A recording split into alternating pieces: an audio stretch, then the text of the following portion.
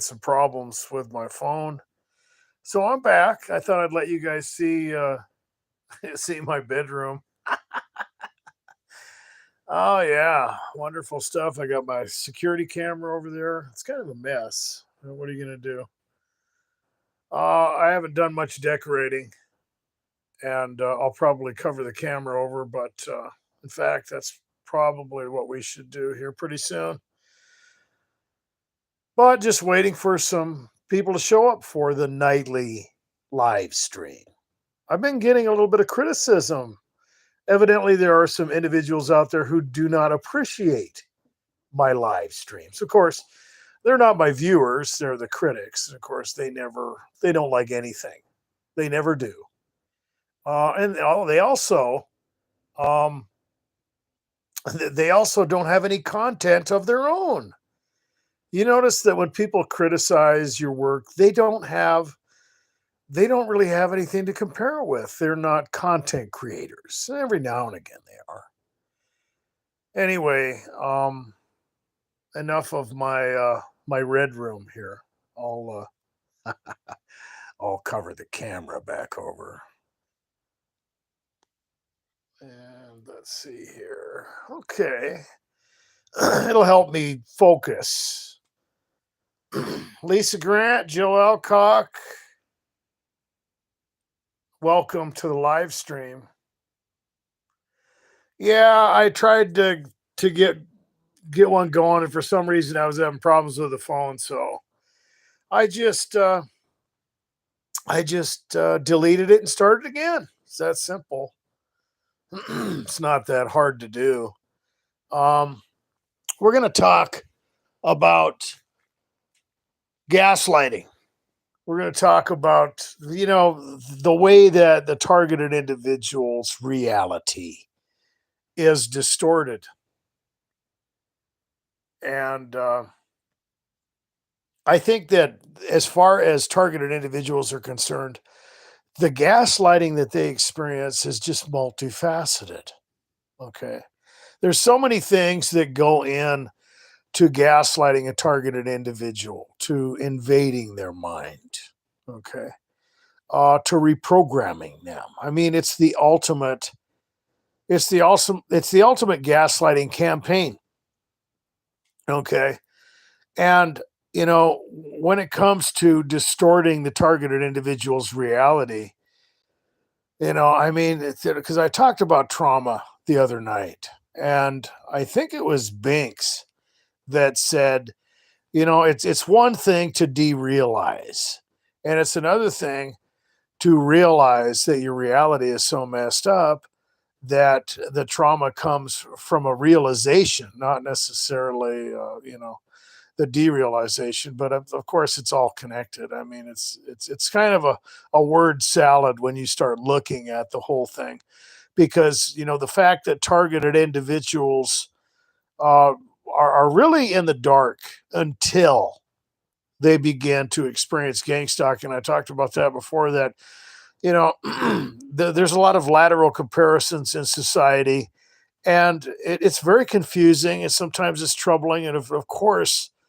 it's very lonely for someone who is dealing with gang stalking, the higher forms of harassment, because you just don't have a whole lot of people to relate with. Okay, you could be at work, people are around the water cooler, they're talking about all their problems or whatever, and it's frustrating. It's pretty mean. There's a lot of things out there that can happen to people that are intense.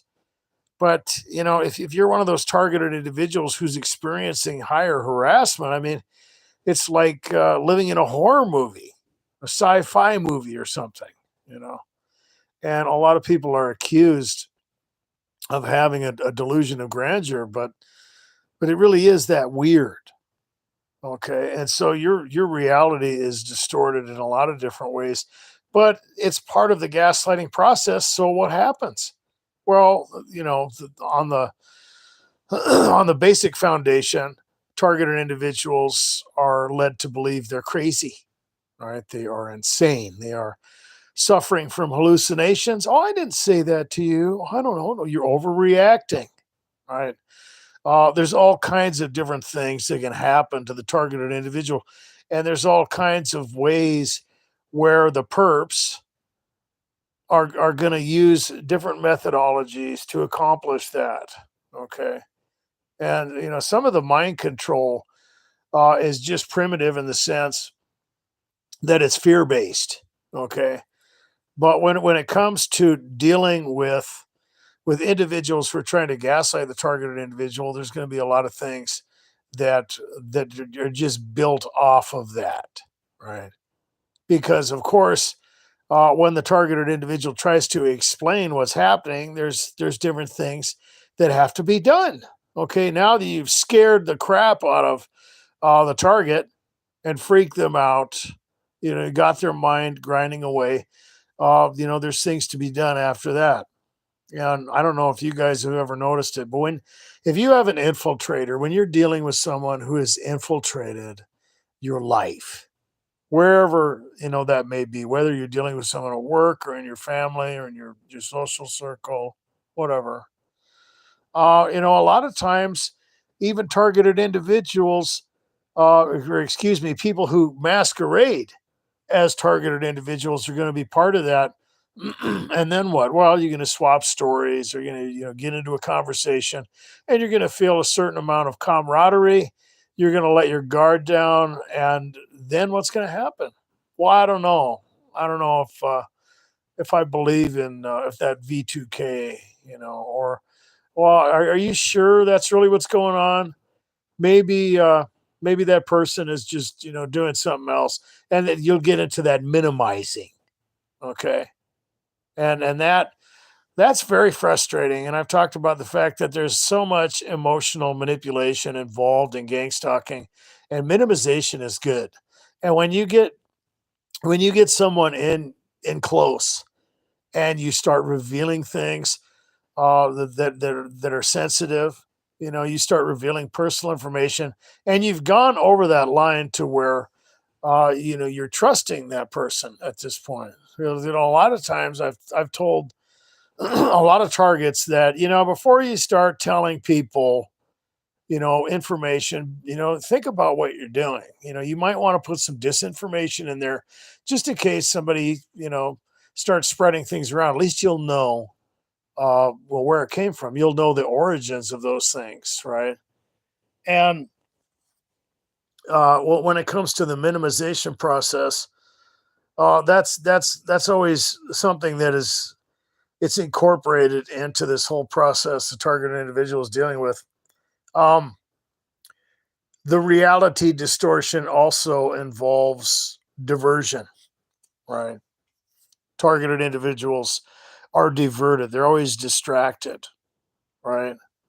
And the whole process of minimization involves that.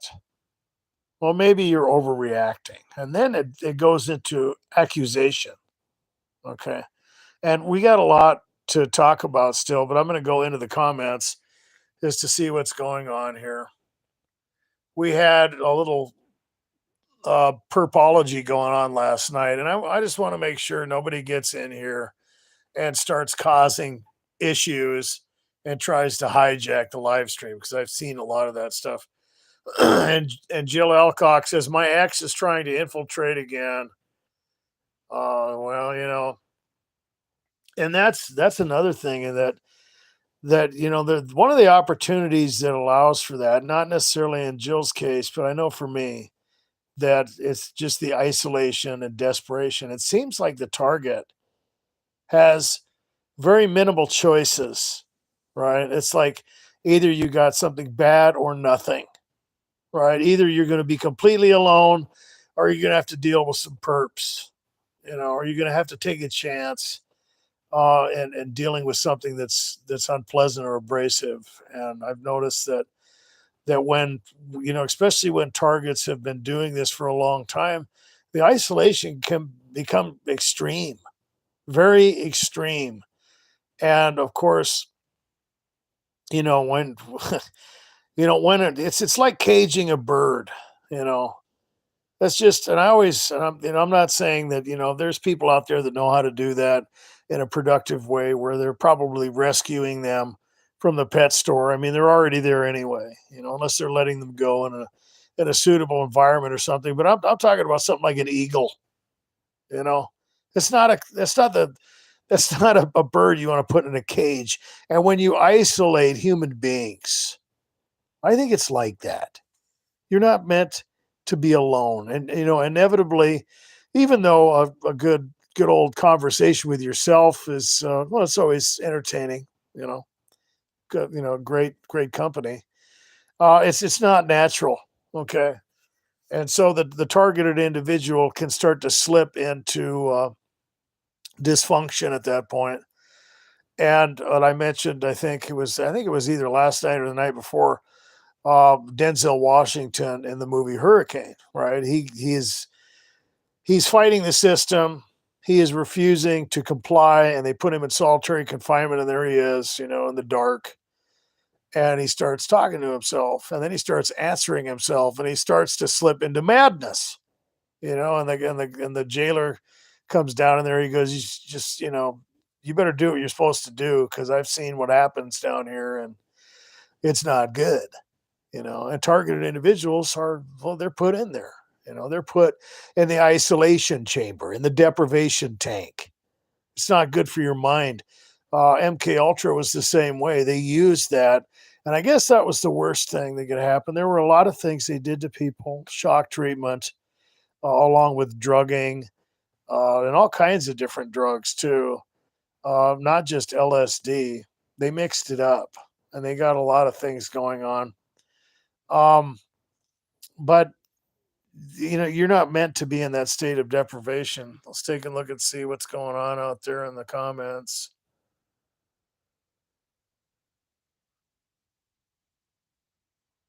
Okay.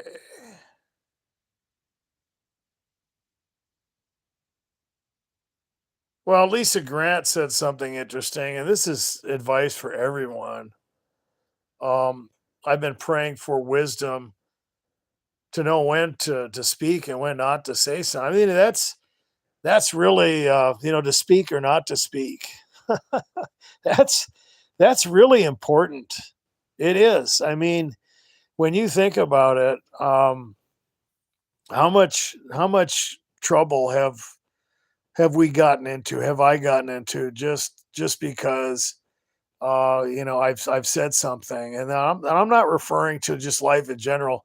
I'm talking about when you're confronted, when the perps attack, and you're tempted to say something back, or you're tempted to divulge some information about what's going on in your life, and you kind of open the door for someone to attack you, to use that minimization, to try to divert you, or use deflection, right?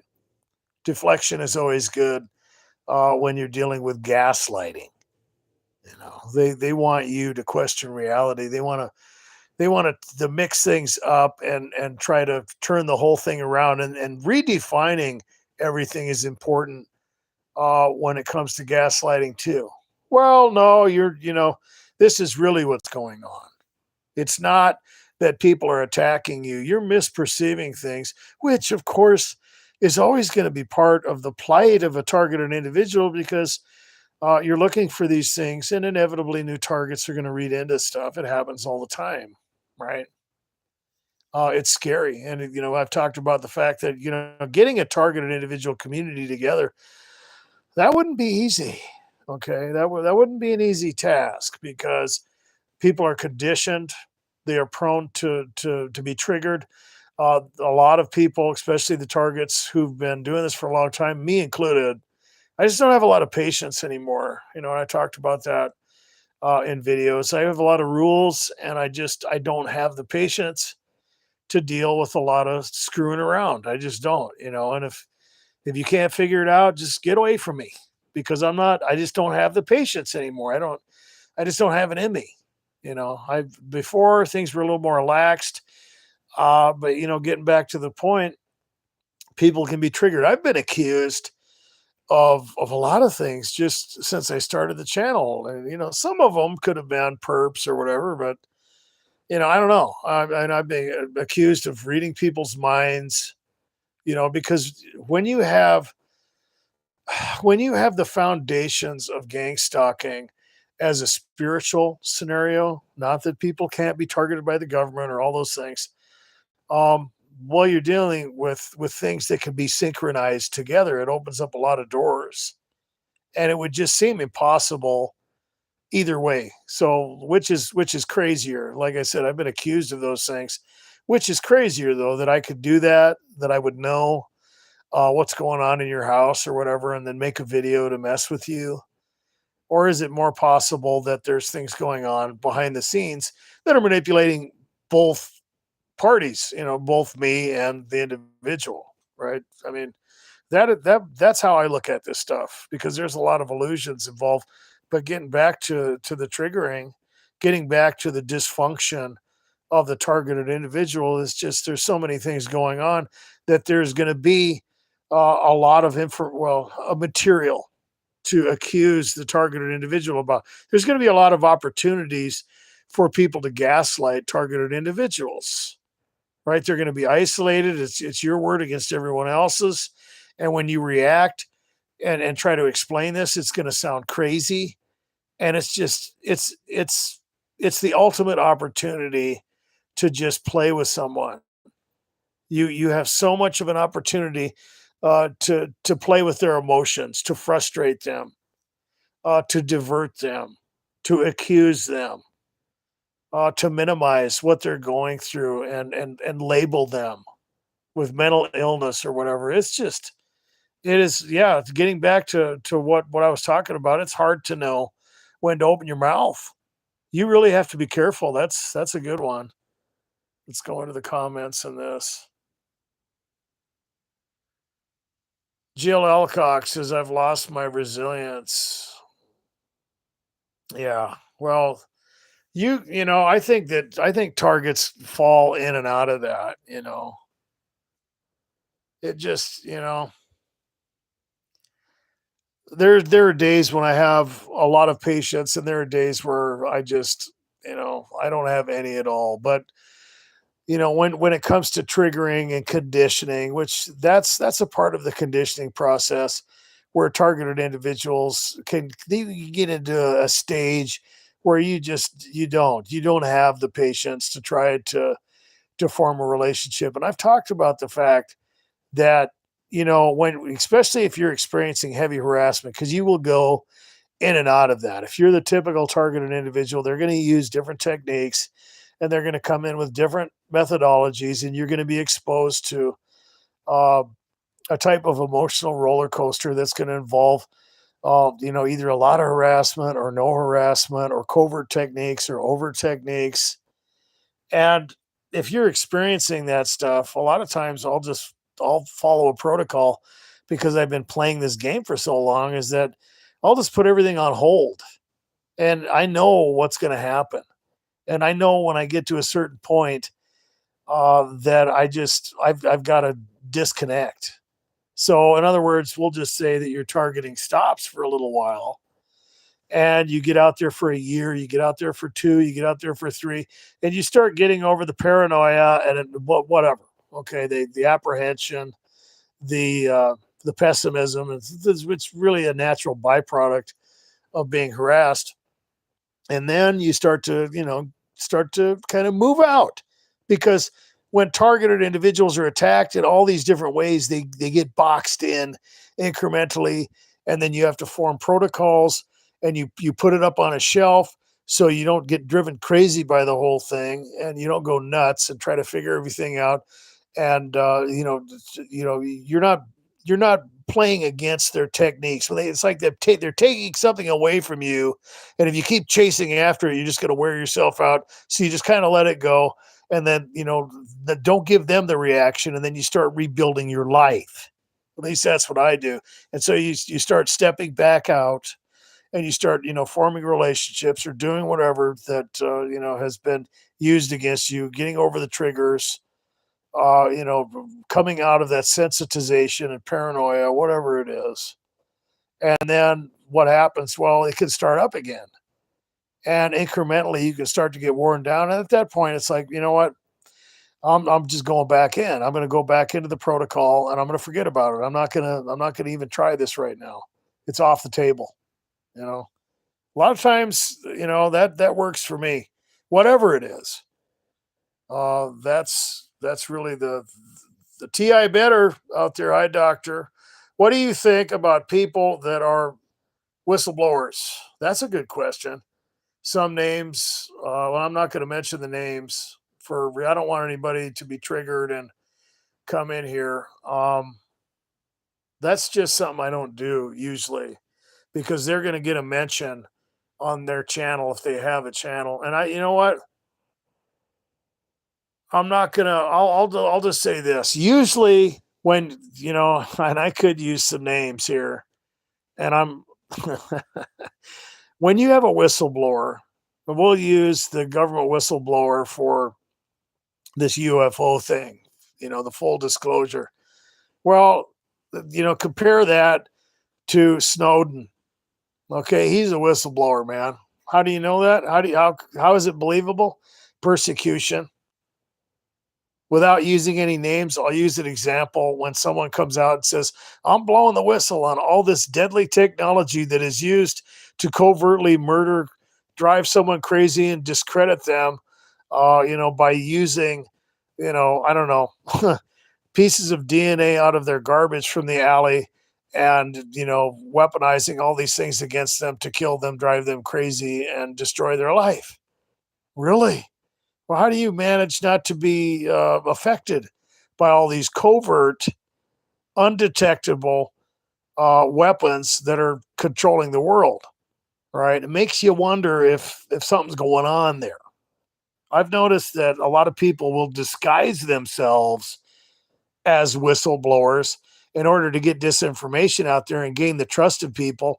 And I think some of those people, without mentioning any names, are still working for the damn government. And a lot of them are using that cover. And what they're doing is they're gathering people in. It's kind of similar to I think the best example that I think everybody would know if you've ever watched the movie Seven. I think that's what it was called, with Morgan Freeman and Brad Pitt, and of course, that guy was he was a type of a killer who played a little game, the Seven Deadly Sins, with them, and they wanted to find out, you know, who possible suspects were, and so they went into the database, who's checking out Catcher in the Rye or whatever, and the guy from the NSA or whatever comes over and gives them a list of all these people that are looking into different things in libraries or whatever. You could look at it online or whatever. But when these guys sell their books or they do their disinformation thing, they're drawing people in, and I think a lot of those people are getting lured in, and they're still experimenting on it. So, whistleblowers, I'm very suspicious of whistleblowers unless they're experiencing a lot of obvious persecution.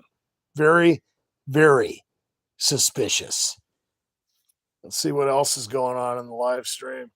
Snowden is a hero, absolutely, man. I mean, and like I said, he's he's living over in he's over in Russia, so yeah, it's there's no game going on there that I could see. Um anyway, let's get back into the gaslighting. Um Anybody else have anything to add as far as the gaslighting is concerned?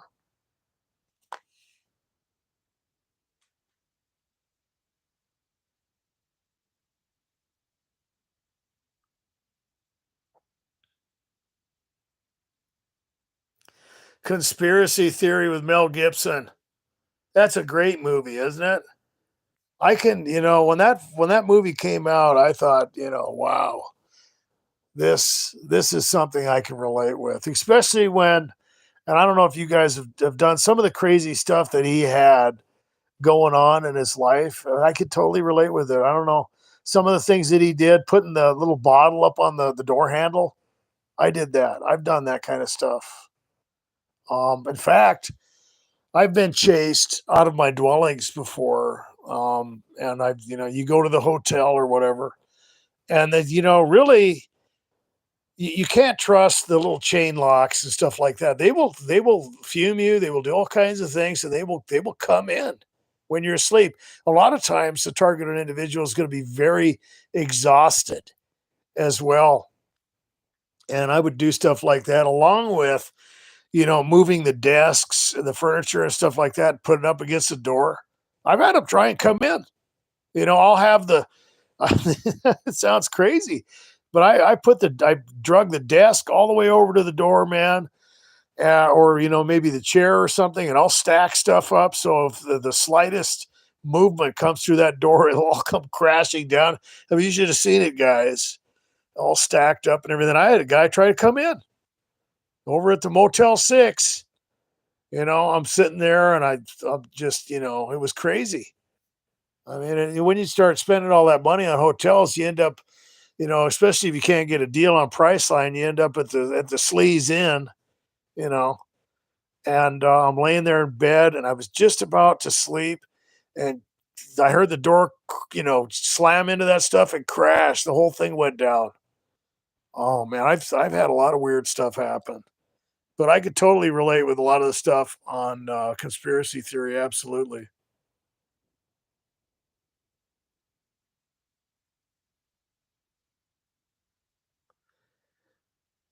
Jill Alcox. I had two by fours over my front door and over my refrigerator in front of the kitchen door to the garage to block that. You got to do what you got to do. Absolutely, man. I mean, it seems crazy to other people.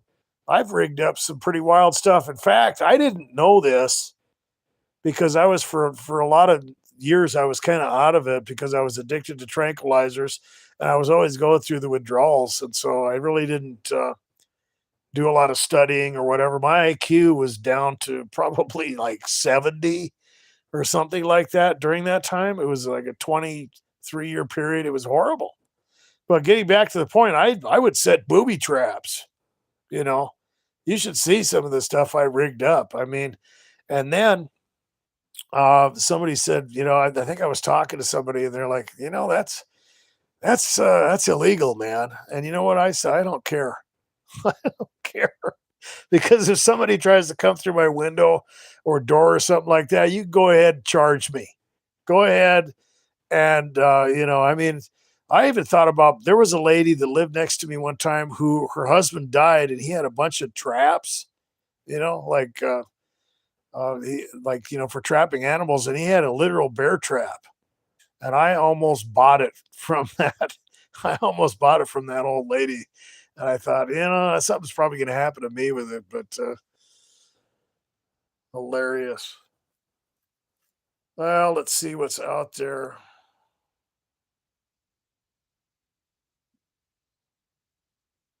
Nicholas Boserman, you had a deadfall. Wow. Yeah, I've done some pretty weird stuff. Did you hear about the Virginia house explosion? Uh, no, I did not.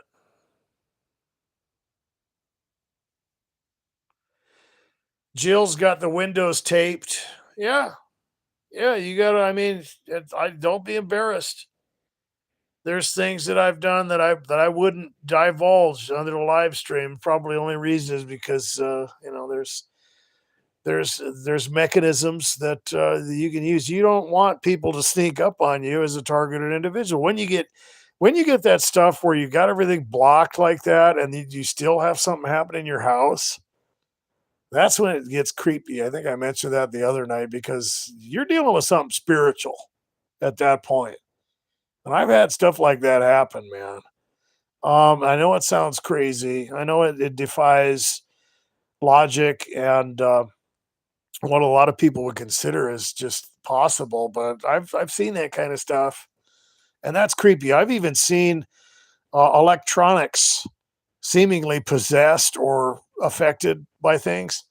I remember one time I had a pastor over to my house, and I used to have one of those 4-track recorders, and we're sitting there, and I used to make a lot of weird music on it. Okay. The stuff that would involve like automatic writing. I didn't know I was doing that. I used to play around with that kind of stuff when I was younger, and I still had this 4 track. I don't know if that had anything to do with it or not. I would be into a lot of the death metal music or whatever. I play guitar and keyboard, but that was in the past, when like way back. But when this happened, I think it was probably in 1994. But I had this pastor over the house, and he came over with his guitar, and he wanted to show me some songs. I can't remember what it was, and so he was going to play them, and I was going to record them, and I was going to learn the songs and so on and so forth. And it would be praise music and whatever. And so he brings over he had a really nice acoustic. It was like, back then, it was just a fortune for that. I don't know how many thousands of dollars. It was worth a lot. And he starts playing this, and he's gonna, I think it was sing to the Lord a new song or something like that. And he starts doing it, and this 4 track starts clicking on and off, and rewinding itself and fast forwarding itself. And he's looking at me, and I don't know what's going on here. I've never had this problem, and I'm trying. Let's try and do it again. And of course, he kept doing it, and he just looked at me, and he looked at the device. And this was before Wi-Fi. This was before Bluetooth, man. This was back in the early '90s. And then it stopped itself, and then rewinded itself and started playing while he was playing. And he's like, I'm out. He actually left the house. It creeped him out. Never came back either. I've seen a lot of weird stuff. Getting kind of off the topic of gaslighting, but these things are interesting. Just kind of let this go wherever it is going to go. Let's see what's going on out there.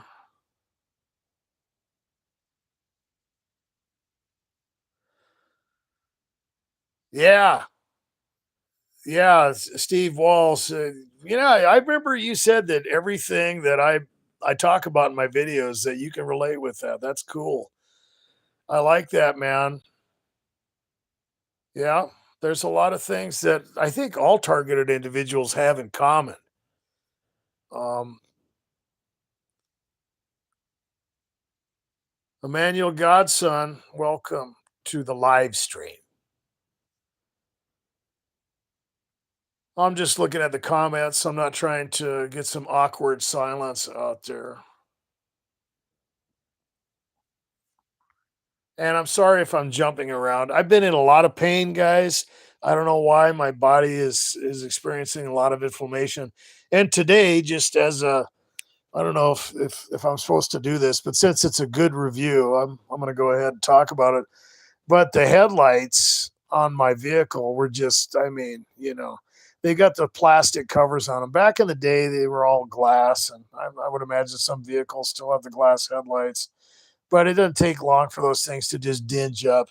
I mean, I had my brights. I was basically driving around with my brights on, right?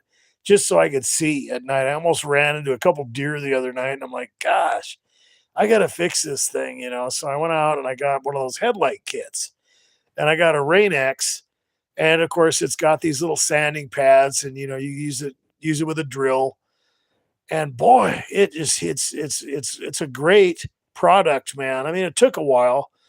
It took me about an hour and a half. I did a pretty thorough job on it, but man, I mean, now the it's a world of difference.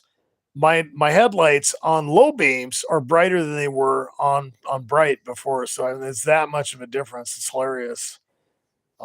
Anyway, I've been doing a lot of things trying to fix my vehicle up, and I just yeah, if you guys could maybe throw some prayers out there for me with this inflammation, I would be very appreciative of that.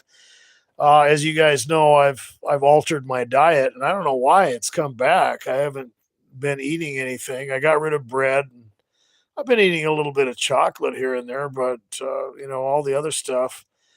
Juice is actually pretty bad for you, believe it or not, guys. With all the added sugar and the fructose, you would think the juice would be good for you, but it's not. The Gatorade, the Powerade, it's all just sugar water. I mean, every now and again, I guess it's okay. Got rid of the sodas, everything. I'm down to around 180, and I was pushing 245, 250. So I, I've lost a lot of weight, man. But for some reason, the inflammation has gotten back. That's another thing that targets deal with is your life becomes so confusing, and you have to save money. You start eating junk food, and that's not good. Looking at all the comments here, trying to keep up with it. I drink distilled water. That's good. When looking into the some of the stuff that's going on with the water supply, when you look at the filtration methods, they can't, all that stuff that goes into the sewage plants, the water plants where they process all that stuff. You got, the medications people are ingesting and chemicals and some of that stuff they can't get out, you know. I mean, they can get all the solids and everything and the waste and all that stuff, but as far as the pharmaceuticals and so on and so forth, they can't really get that stuff out. And I would suggest to you guys out there, if you haven't already done this, you want to get a chlorine filter, if nothing else, because I know a lot of people talk about fluoride. There's really you can't get away from the fluoride. It's in everything. I mean, that stuff is just, I mean, you could if you went out and lived off grid and didn't eat any processed food and got some kind of a filtration system. Most people can't afford to do that, but anyway, a chlorine filter is going to help out a lot. Did you know that just showering in that stuff, if you stick your hand in a glass of chlorinated water, you can absorb all that right in your skin. Your skin is an organ, and you're talking about 93% of a greater risk of cancer. You Google that if you don't believe me. I mean, it's crazy. So yeah, not only I've even gone to the point where I've filtered the water that I bathe in and stuff like that. I tried to get rid of fluoride once, and it's almost like your body is addicted to it. Let's see here.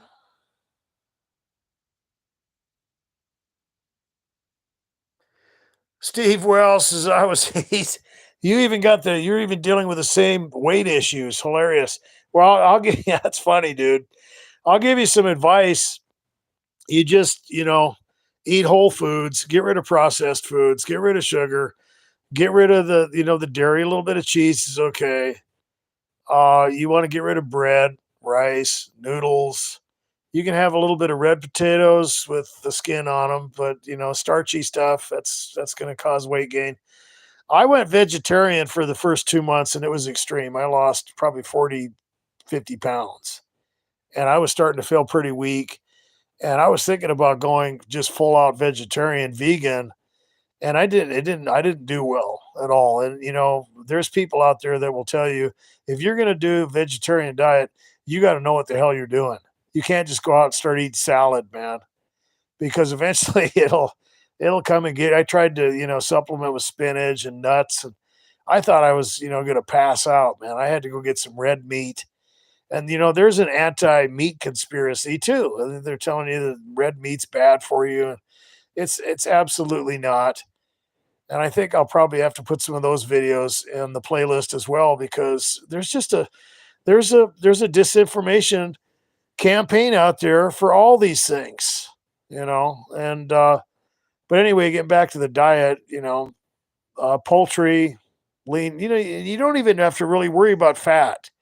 People are concerned of how many fat calories. Fat calories are really not your problem. It's the sugar and the carbs, you know.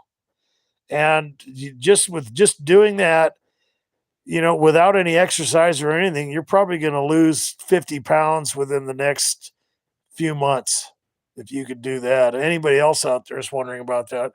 I wasn't doing a huge amount of exercising.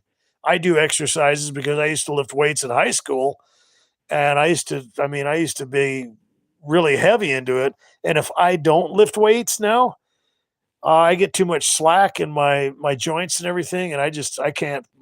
I'll lock up. So I have to do bench press every 2 3 times a week. I have to do curls and of course I've got the leg attachment now. I've been doing that, but Let's see what's going on out here. Elks, I eat as much fast food as possible. I figure if I'm in hell, I might as well do it. That's funny. Well, I've lived that way. I don't know.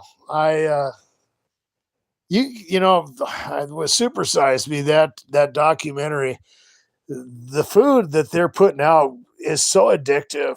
I mean, it's ridiculous. You can become addicted to fast food. I mean, I had a hard time getting away from the fried chicken and the Chinese food and all that stuff.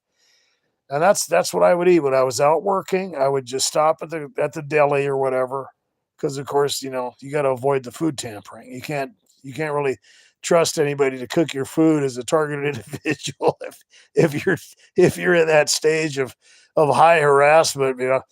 But I had to get away from that, man. And the other thing is intermittent fasting, to where I only eat 2 meals a day, right? So I don't eat 3 meals a day.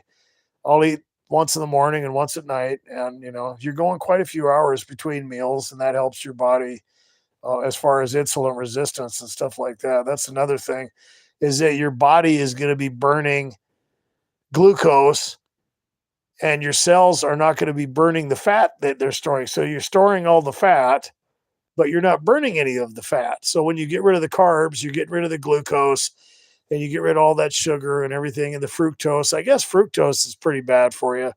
And that was hard to get away from. I like the fruit. I still eat it every now and again, but it could cause some problems for your liver. But anyway, we're kind of getting off on a rabbit trail here from gang stalking. We want to get back to that. Let's see here.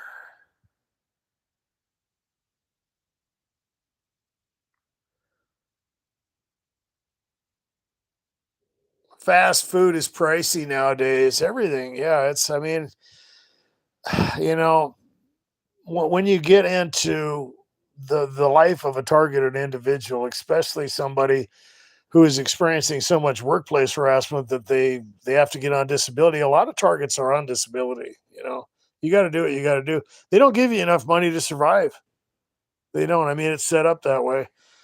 Um, if you get on SSDI and still earn a little bit of money, you're doing a lot better. But a lot of targets are dealing with that, and they don't usually, depending on what state you're in, they don't usually give you a lot of food stamps along with that.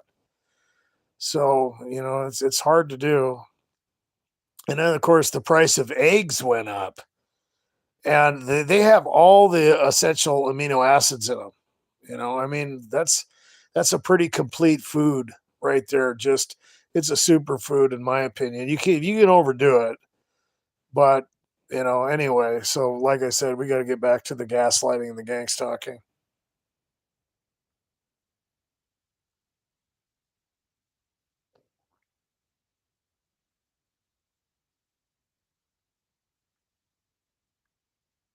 Well, Matt's and Mike, is it Miles? Sorry, I haven't got my bifocals on. The pre-diabetic stuff, yeah, that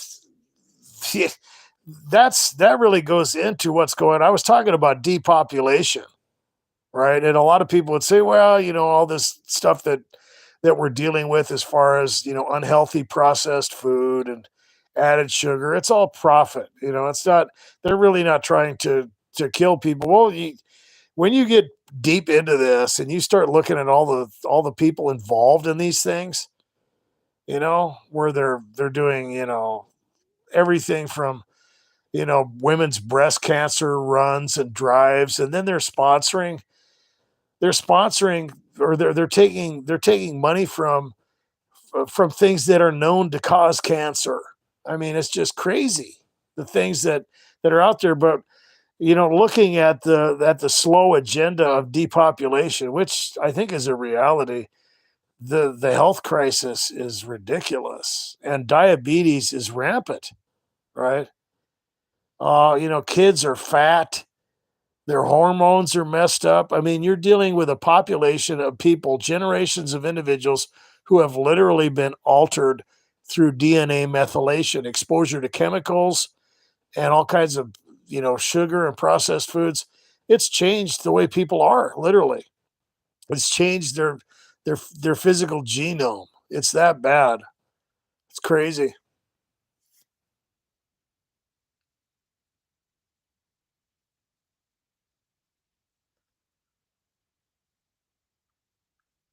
Well, like I said, let's get back into the gaslighting process. We talked about the reality distortion, okay, and how the methodologies will play into that, depending on who you're dealing with. A lot of people are going to make light of the dysfunction of the targeted individual. They're also going to draw people out, and they're going to minimize. They're going to use deflection. They're going to use diversion. They're going to redefine everything, and they're going to label the targeted individual. They are going to they're going to take the targeted individual into that distorted frame of reality and try to shake them up, get them over emotional, accuse them, and then as they're slipping in to the labyrinth of dysfunction that a targeted individual will experience, then of course with the labeling and the minimizing and the deflection and all those things, they want to convince the targeted individual that they are not perceiving things correctly, right? And just because uh, due to the fact that your reality has changed so much, and it's designed that way, okay? And you got to look at the spiritual connection to all this stuff. Those things have been obfuscated from a lot of people out there. And if you're the classic targeted individual, of course, you've been thrown into that meat grinder, right? You may have been experiencing some weird stuff before. You may have been dealing with gaslighting and who knows what else, even maybe from childhood. But when you get the full meal deal and the world flips on you, well, it provides that opportunity. The other thing that people will deal with is conflation, right? Things are going to be conflated together. And that's a powerful technique because it takes you out into that straw man argument and the false dichotomy. And that's a higher form of, I don't know, redefining what is happening, because rather than to know what you've experienced is real as a targeted individual, if someone uses conflation and they redefine things and they get the targeted individual to question their perception about what's going on, then you're going to be looking at it from a binary situation where it's either mental illness or it's some type of perception problem, right? Because when you get into a binary scenario, you are forced to either meld those things together with a Hegelian dialectic, right? Or you have to appeal to mystery or a paradox. Okay. And you never want to do that. You never want to appeal to mystery or a paradox. I mean, there's things that are mysterious that you can't know that need to be revealed. And I talk about that when I get into biblical doctrine. If something doesn't make sense, if you have to appeal to a paradox, get away from it. Right? You're being drawn into a false dichotomy. And when targeted individuals are accused and they're minimized and things are distracting them, and the whole thing is redefined to now you're not really experiencing persecution. You haven't really been attacked. These people are not doing that. You're just perceiving it differently that way, right? You're overreacting, right? That's really what's going on. You're over emotional. That's what's really happening. And that's causing you to perceive things differently. You need some pills, you need some medication. And then of course, if the targeted individual has been experiencing harassment for long enough, they are probably going to be off. They're probably going to need some sleep. They probably are very emotional because that's the whole point. They have been driving you into that, but with that obfuscation, rather than to admit that was the goal all along. They're going to obfuscate that reality, and they're going to try and use deflection and put the blame over on the targeted individual. Okay, gaslighting 101. Let's take a look and see what's in Oh, I get it. Well, I'll that's easy.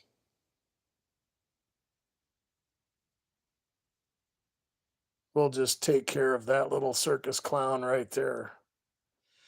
Sorry about that, guys. I wasn't paying attention to the perp, so I'll have to be more uh, diligent on that. I apologize. Sometimes I get going, and I'm not seeing the comments.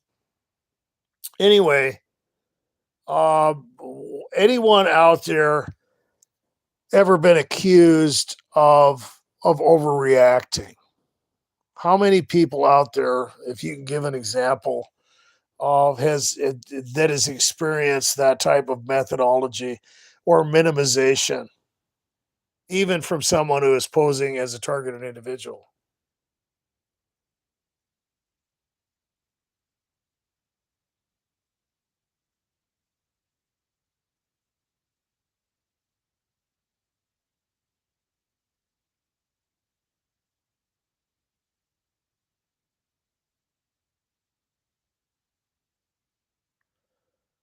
Well, I would imagine everybody's experienced that.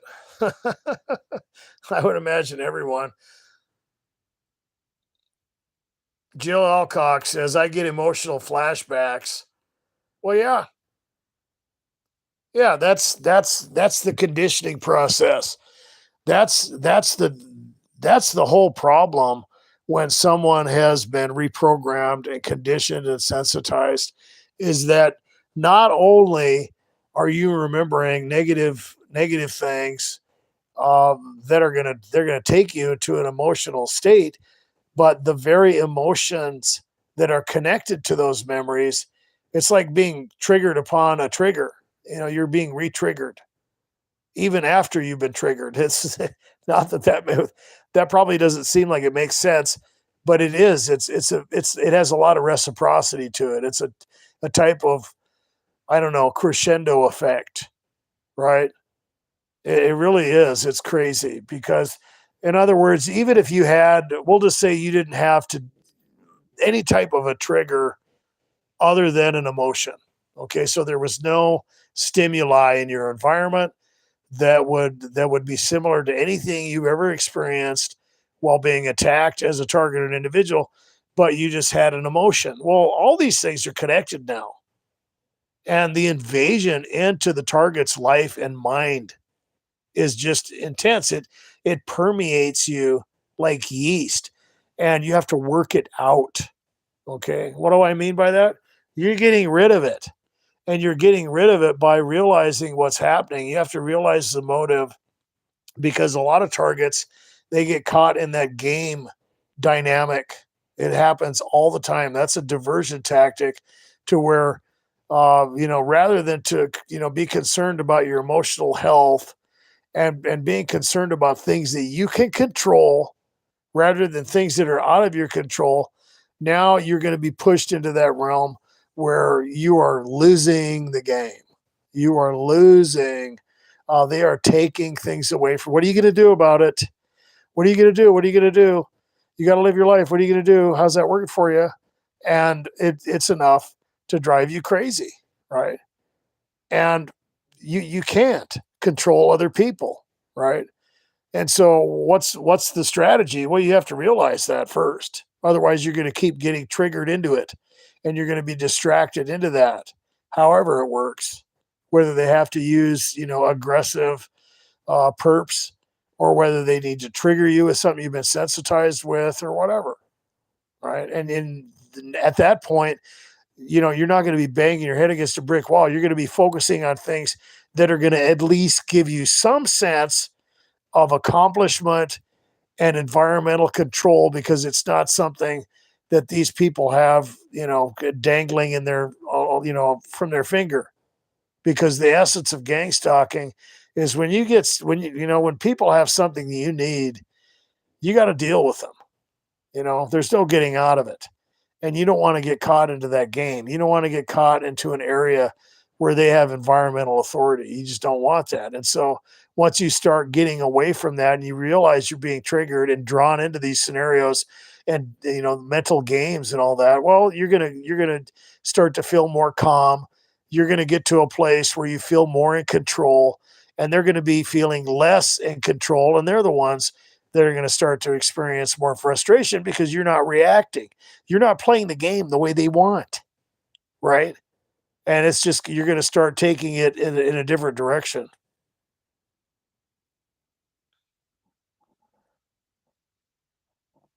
Nicholas Boserman says, "Do you think watching TI content can be a double-edged sword? Sometimes I think I watch too much of it. It can be. It can be. Okay. And it just depends, because you really have to, it's okay to deal with it because if you try to avoid this stuff completely and set an unrealistic goal for, I'm not going to think about any of this. I'm not going to do it. It's off limits. It's illegal. I put it in a box and I can't think about gang stalking ever again. Well, that's not going to happen. Okay. If we could do something like that, we wouldn't need a target individual community. We wouldn't need to recognize these things. We wouldn't, have any problems with it. We'd be like computers, but you're not like that. You're programmable like a computer. So you have to kind of work at it that way. So I would say that you want to try to keep that to a minimum because it's obviously going to trigger you into thinking about things that are inevitably going to make you feel out of control or pissed off or emotional in some way. Okay, right? Because what's connected to gang stalking for everybody that's listening to this? A lot of negative stuff, a lot of negative emotions. Okay, a lot of the death of relationships, of dreams, and whatever. Okay, and then of course you can flip from the past to the future, and then your whole present life gets thrown out of whack. I would say though that it's inevitable that you're going to be thinking about it, so you want to try to make it as productive as possible. And if you get into that place where you do end up on a tangent, you can't get off it. Well, try to make it educational. Otherwise, there is a lot of other stuff out there, right? I would say that it can be, it could be a problem because it's set up that way. It's scientifically designed for that, right? But it depends. I mean, if you can find someone who's productive with it and, therapeutic and taking you into realizing what's going on and processing information differently and, giving you hope and giving you environmental control, well, that's different, man. That's affirmation. But if you're just, watching, someone's video, they're screwing around and complaining and yelling and swearing about perps and how they've done this and done that and how we got to get together and kill them or something. It's just not going to happen. It's not going to work. It's going to be negative. And even though it might feel good, at first, that other people are frustrated and you can relate with, it's going to take you into those negative emotions. So it can be a double-edged sword. Absolutely.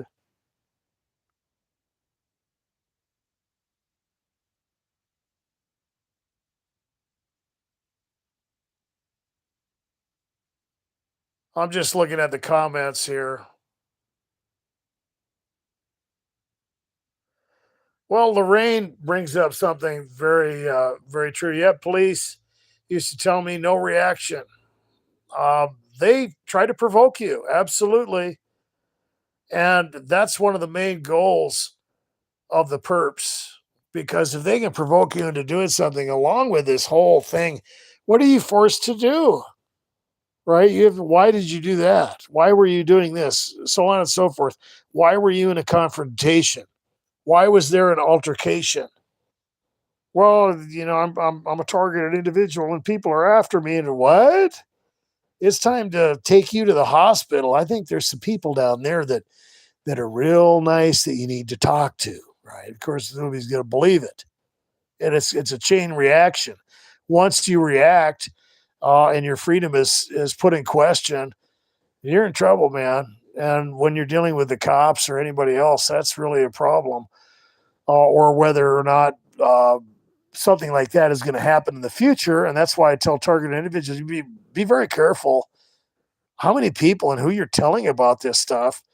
Because if something happens, we'll say you do get provoked, then, they might step forward and say, well, what they were telling me, they were saying that everybody's after them, and they're a targeted individual, and all this stuff is going on. And then, of course, the uh, the mental state of the target is going to be put in question, and who knows what's going to happen. There's a lot of people that have been incarcerated and put in mental institutions or taken into observation, and it's just something you don't want to have to deal with. You don't want to be on paper, because at that point, if somebody does start getting aggressive with the gang stalking, you just have that much less credibility. So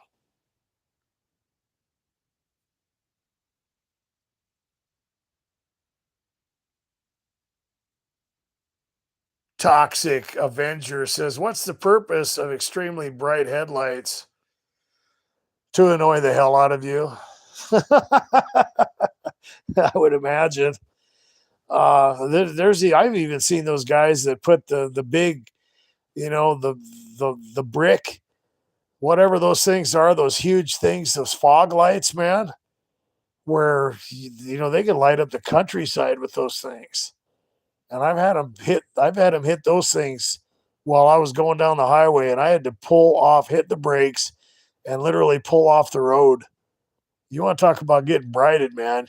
That's like looking at you know, a locomotive or something. It's crazy. Those things are even brighter than that, actually.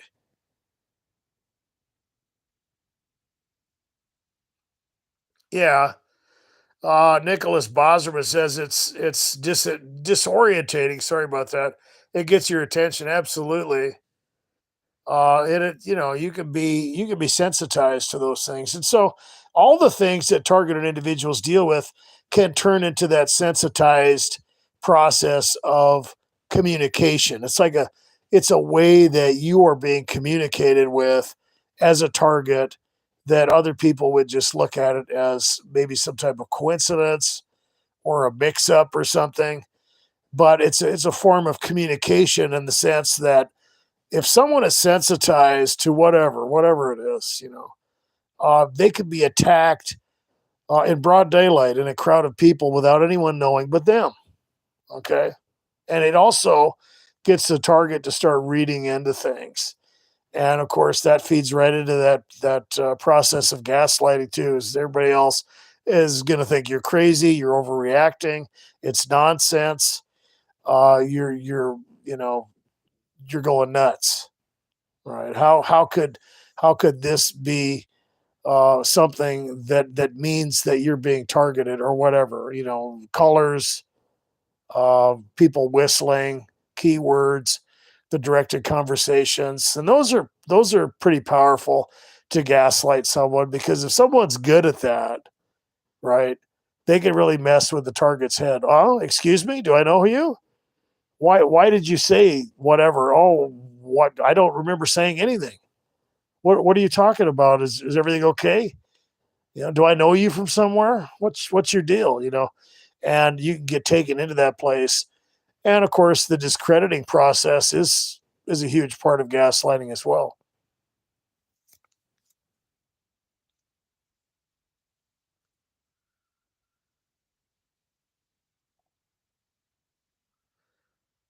Well, they can cause an accident as well, absolutely. And just the fact that the targeted individual is distracted is enough to cause an accident. I mean, you could be just, driving around sleep deprived or thinking about this stuff, and you can be complacent, and that could cause an accident, let alone somebody playing little road games with you, you know.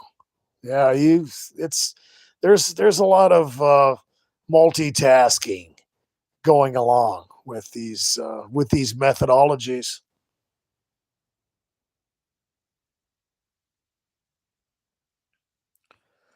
Well, guys, we've talked a lot about the gaslighting process Anybody have anything else to add? I've got to get to bed so I can get to work tomorrow.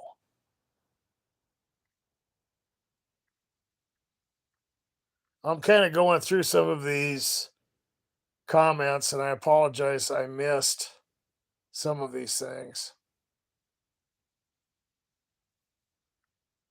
And I apologize if I missed your comment. I try to get into them more than usual. I didn't even used to address the comments, but I'm trying to do that a little bit more.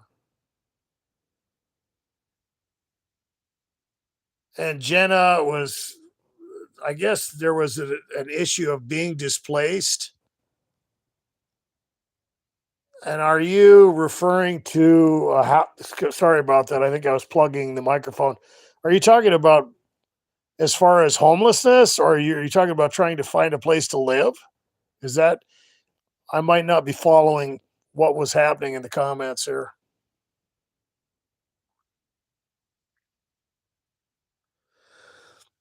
Right. Well, that happens a lot. That happens to a lot of targets. It's happened to me before, and it depends on where you are. So, I mean, if you cannot find anyone to live with, a lot of times I've lived in my vehicle before. If you don't have that option, which I've even been in situations like that, to where I would find, maybe a sober house or something. You might even pretend like you've got a chemical dependency problem or something. If you don't have something like that going on, just to get in to one of those foundations or something. I actually did that, and I lived there for about 6 months when I came to the city that I'm living in now. I was homeless and I didn't know what to do. I didn't have a vehicle. I was experiencing some pretty heavy stuff, and I had to kind of build myself up from nothing. And there's also shelters and stuff like that. Other than that, I wouldn't even know what to do. You could always contact maybe a religious organization as well, maybe a church. Usually, females have a little bit easier time finding help like that than men. So I would check that out first. I would Google some of that stuff if you can find maybe a shelter or some type of temporary housing, or contact maybe some churches in the area that you're in and see if there's something that they can do. Other than that, I wouldn't have any idea. I mean, that's what I did, and I've had to do it before. So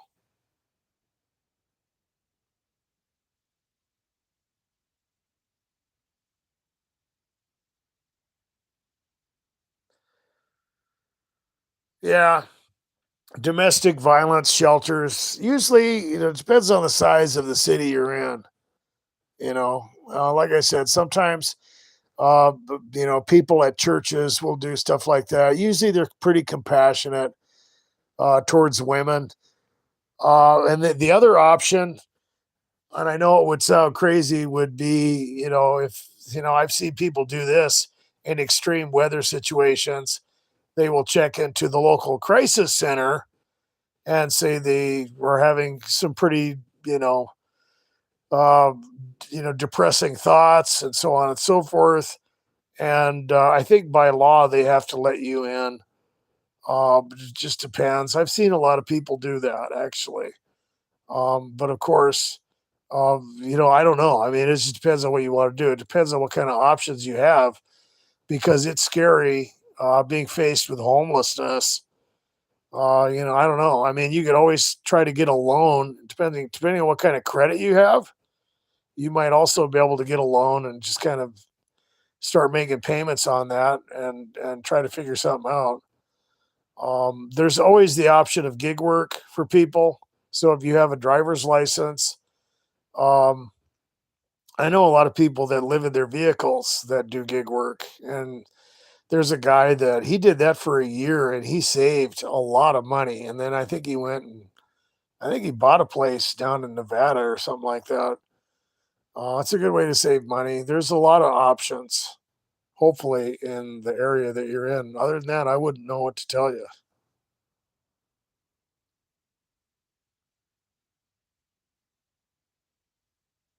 And I'm sorry. Let's put a prayer out there for Jenna because let's put her in our prayers.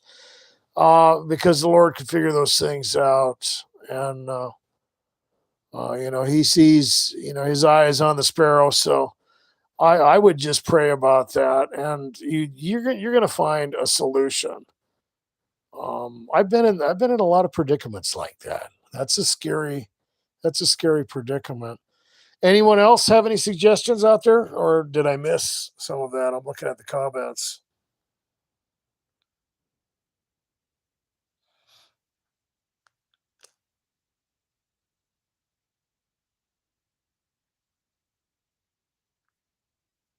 Well, guys, it looks like we've gone through this topic of gaslighting, at least to the extent that I can. Like I said, I've got to go to bed. I've got to get up. I've got to put a full day in. God bless you. Thank everyone. I'd like to thank everybody who's participated in these live streams. I'm going to keep trying to do these every night if I can, and I'll try to find a topic every time. We can just get together and talk. And God bless all those people who are supporting the channel. The link is always in the description. Be good to yourselves. Be safe.